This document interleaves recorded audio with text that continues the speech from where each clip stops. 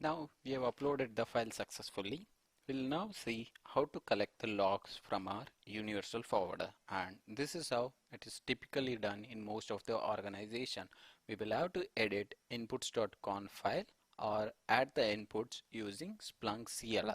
We'll see both the methods. First method will be editing configuration files to mention the location of the folder or file to which Splunk Universal Forwarder should continuously monitor or collect the logs. For that, we will be using our local laptop's Universal Forwarder. I've already extracted. Where is my downloads? Yes, these are my downloads, and I've already extracted this tutorial data.zip, that is this folder, and I'll be monitoring this folder on this laptop for continuous changes. So now we know that. Let us see how we can add this data using inputs.conf file. First,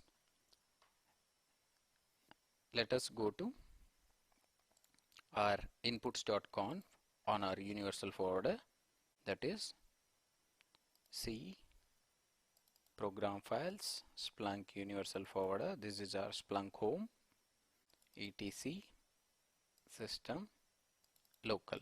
Here we already have an inputs.conf file. We'll edit the same. Here I'll have one syntax, that is monitor : // followed by location of our path where we need to monitor. This is our path which we need to monitor consistently for the changes. I'll mention as it is.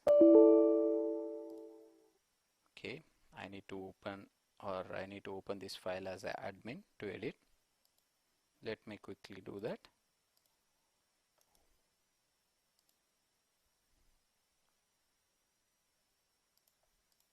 Here we will add this complete path.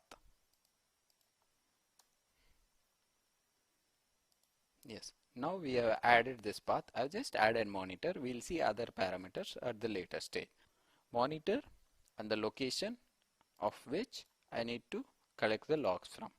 Since we have edited the configuration, let's go ahead and restart our Splunk Universal Forwarder. This is my Universal Forwarder, that is splunk.exe, and restart.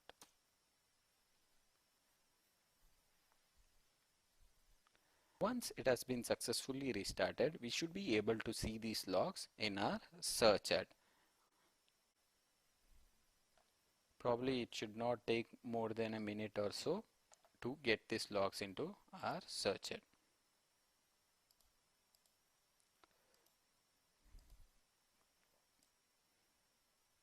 Now we know on which host we are getting logs, because let me show you. I'll search for all the indexes, but the host is this one, because in our inputs.configuration this is the host defined and this is where we are getting the logs from. So I'll add a host filter and I'll see for probably last 24 hours. Yes, see, as you can see, we have got these many events in the last 24 hours, that is 1500 events. In the source it's mostly Windows event logs and stuff, and we'll see if we can get our newly added monitor of this tutorial data.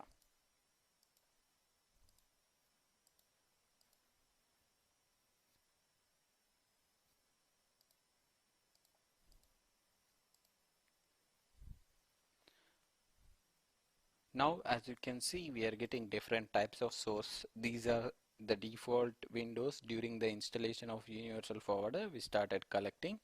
Let me change this to all time so that our tutorial data is a little bit backdated, so that we'll be able to see all this information.